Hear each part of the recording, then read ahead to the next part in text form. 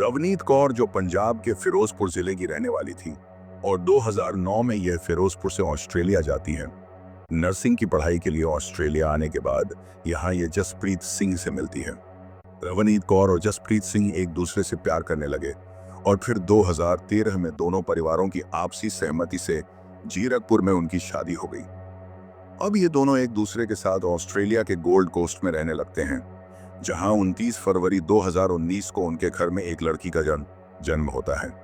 रवनीत भारत जाने की योजना बनाती है, जहां उसे कुछ आंखों की जांच करानी। 23 फरवरी को भारत जाने से पहले रवनीत कौर 5 महीने की गर्भवती थी। रवनीत कौर का विमान उतरा और उनके ससुर उन्हें हवाई अड्डे से लेने आए। फिर वह उसे अपने साथ चंडीगढ़ ले गए। 3 मार्च को रवनीत कौर के पिता हरिंदर सिंह और उनके भाई जसनीत सिंह उन्हें चंडीगढ़ से अपने घर फिरोजपुर ले गए। इधर यहीं रहते हुए रवनीत कौर के पति जसप्रीत सिंह का 14 मार्च को ऑस्ट्रेलिया से फोन आया। रवनीत कौर बात करते हुए खेतों के बीच अपने घर से बाहर निकलती हैं। वहीं गांव के बाहर पहले से ही एक गाड़ी खड़ी थी, जिसमें इस रवनीत कौर को लोगों द्वारा अपहरण कर लिया जाता है। 15 मार्च को गर्भवती रवनीत कौर का शव भाखड़ा नहर से मिलता है। रवनीत कौर का मामला 2019 में ऑस्ट्रेलिया में सुर्खियों में रहा था। इस मामले में हुए खुलासों ने भी सभी को हैरान कर दिया था। जब रवनीत कौर फोन सुनने के लिए बाहर जाती है और उसके बाद घर नहीं लौटती, तो परिवार में किसी ने इस पर ध्यान नहीं दिया। लगभग 1.5 से 2 घंटे के बाद रवनीत कौर के पति जसप्रीत सिंह ने ऑस्ट्रेलिया से उसके पिता को फोन किया और बताया कि रवनीत कौर का फोन नहीं लग रहा है। पहले उन्हें लगा कि वह सामान्य गांवों की तरह पड़ोसी के घर गई होगी। फिर उन्होंने उसके रिश्तेदारों और दोस्तों के बारे में पूछताछ की, लेकिन रवनीत कौर का कहीं पता नहीं चला। रवनीत कौर 14 मार्च को गायब हो गई और उस दिन गुरुवार था। इसके बाद रवनीत कौर के भाई उनके पति जसप्रीत सिंह से भारत आने का अनुरोध किया, लेकिन रवनीत कौर का पति जसप्रीत सिंह कहता है कि मेरा वीजा नहीं लग रहा, इसलिए मैं नहीं आ सकता। जब वह रवनीत कौर के भाई से ये बातें कहता है तो उन्हें जसप्रीत पर शक होने लगता है, क्योंकि उसे लगता है कि शायद दाल में कुछ काला है।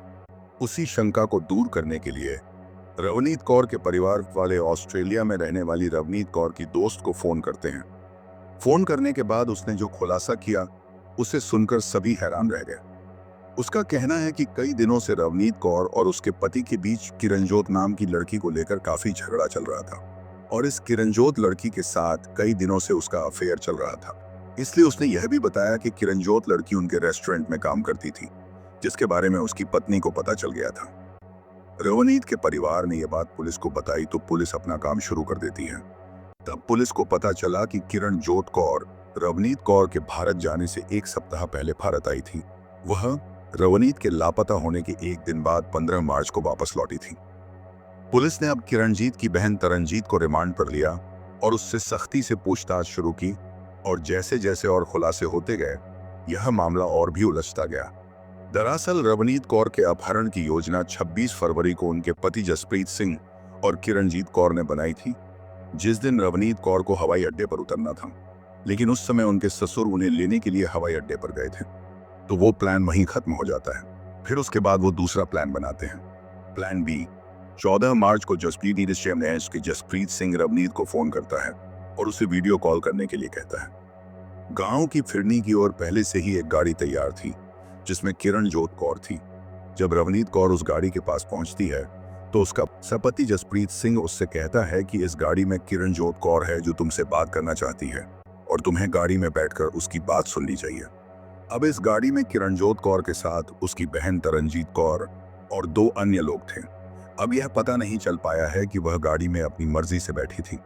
किरणजोत और जो उसके साथी हैं, उन्होंने उसे बेहोशी की दवा दी तो वह बेहोश हो गई, और फिर तरनजीत और किरणजीत ने उसकी गला दबाकर हत्या कर दी।